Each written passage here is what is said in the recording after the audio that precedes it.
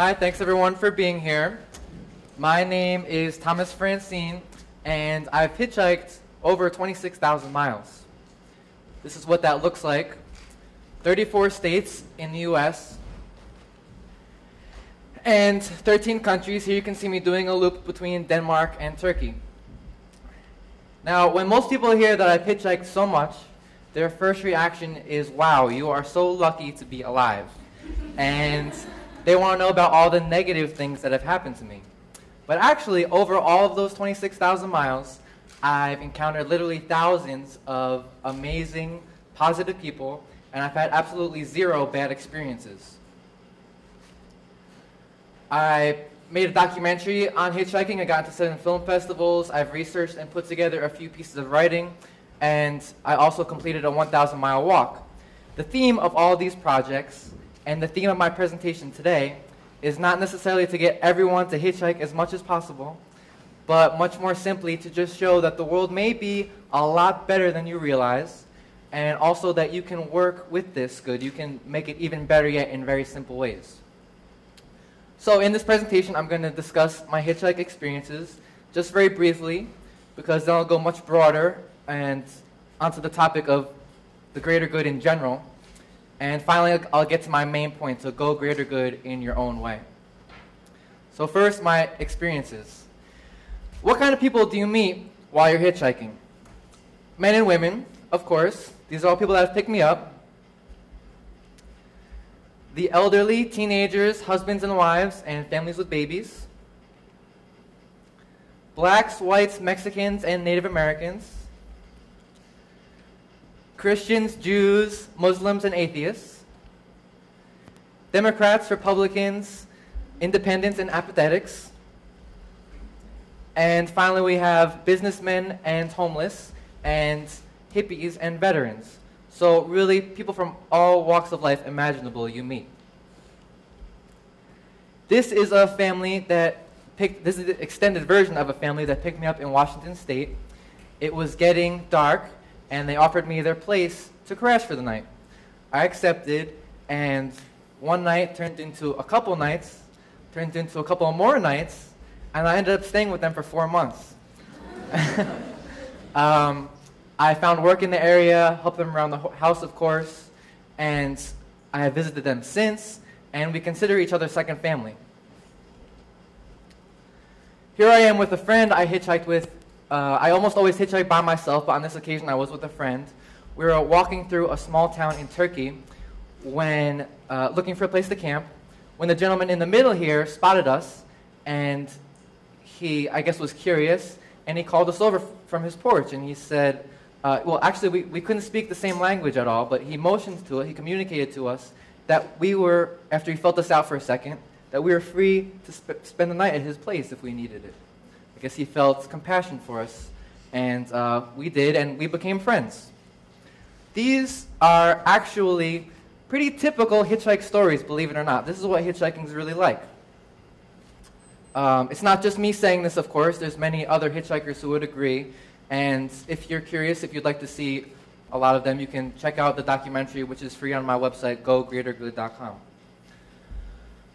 And of course, it's not just hitchhikers saying that the world may be a lot better than you realize. So now let's go a little bit broader with the greater good topic here. Violent crime rates in the United States across the board are at or near all-time lows. Here, for example, is the murder rate over the past 48 years. But most people believe quite the opposite, that crime is getting worse and worse year after year. This Gallup poll demonstrates this widespread pessimism. This is very sad for a few reasons. One, it makes it harder for me to hitchhike. But it's also sad because I want other people to have good experiences and to live without unnecessary fear. And finally, there can also be more serious consequences of low trust, such as negative health effects, vulnerability to commercial and political manipulation, and if trust really gets that low, a society can't even fall apart. So I consider this to be an important topic. Why are we so negative? Why do we always focus on the negative? Well, of course, there are a huge variety of factors, but one root cause stands out, and it's called the negativity bias. The negativity bias means that the brain is really good at learning from bad experiences. We always look out for the bad, and when bad things happen, they really stand out to us. The negativity bias makes us believe that certain groups of people are bad, or even that people in general are bad. And this is another common pessimistic belief called social Darwinism. Social Darwinism is the belief that selfishness is the primary drive of humanity. Now, I definitely believe that selfishness is a drive in humanity, of course, and for a very few number of people, it may even be the main drive. But my experiences have shown me without any doubt that selfishness is not at all a main drive of humanity. And actually, this term is even misattributed, as Charles Darwin did not think this lined up with his theories at all. He said in 1860, "I have received in a Manchester newspaper rather a good squib, showing that I have proved might is right, and therefore that Napoleon is right and every cheating tradesman is also right." So, if social Darwinism isn't one of the main drives, what are some popular alternative ideas? Well, let's see. Princeton professor of bioethics, Peter Singer, believes that it's a combination of altruism and reason. He says there is an evolutionary advantage in having genuine concern for others. And like many others, Singer believes that people are not, largely due to our reasoning abilities, people are not only good, but have actually been getting better and better over time. Viktor Frankl, Austrian psychiatrist and Nazi concentration camp survivor, believes that meaning is the fundamental drive. He says man's search for meaning is the primary motivation in his life and not a secondary rationalization of instinctual drives. And Frankl argues that there are three ways to find meaning: through creating a work, experiencing love, or through the attitude one takes toward unavoidable suffering. Finally, we have Martin Luther King Jr. Again, among many others, he believes that attention is the primary drive. His term for attention is the drum major instinct. And he devoted one of the last speeches he ever made to this topic. He said, "The great issue of life is to harness the drum major instincts." King believed that we put way too much attention on the negative, and that if we simply switch this over to the positive, a lot of our problems would disappear. Now, given the negativity bias that I mentioned, this may seem hard to reach, but King gives a great example. Of course, the person who's gotten the most attention over the past couple thousand years was a very positive person who's so famous that I'm sure you already know he was referring to Jesus. So maybe it is within our grasp to give attention to positive. This idea to work with the good rather than against the bad is really important, I believe, and it's something that we can each do in our everyday lives. And this brings me to my final point, so go greater good in your own way. And I'm going to get to this point by asking a question. Which involves more risk, taking risks or avoiding risks? Please raise your hand for one of these. Just pick whatever one makes more sense to you. Who thinks that taking risks involves more risk? And who thinks that avoiding risks involves more risk? Okay.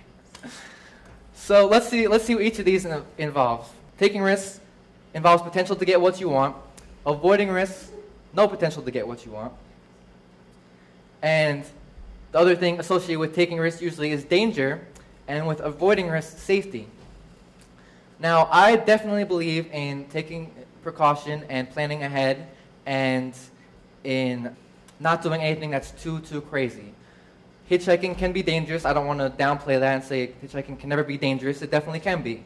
Any kind of risk taking can definitely be dangerous.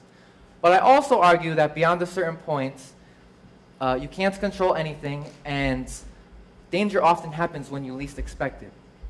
So I think we should cross out safety, at least as absolute for avoiding risks, because you're never guaranteed safety. I also believe that many more people today die from stress and laziness out of not taking risks than from risk-taking. Heart disease, strokes, obesity, and mental health are some very big, serious issues for us today. Risk-taking, not so much. I mean, most of the risks people want to take aren't anything too crazy.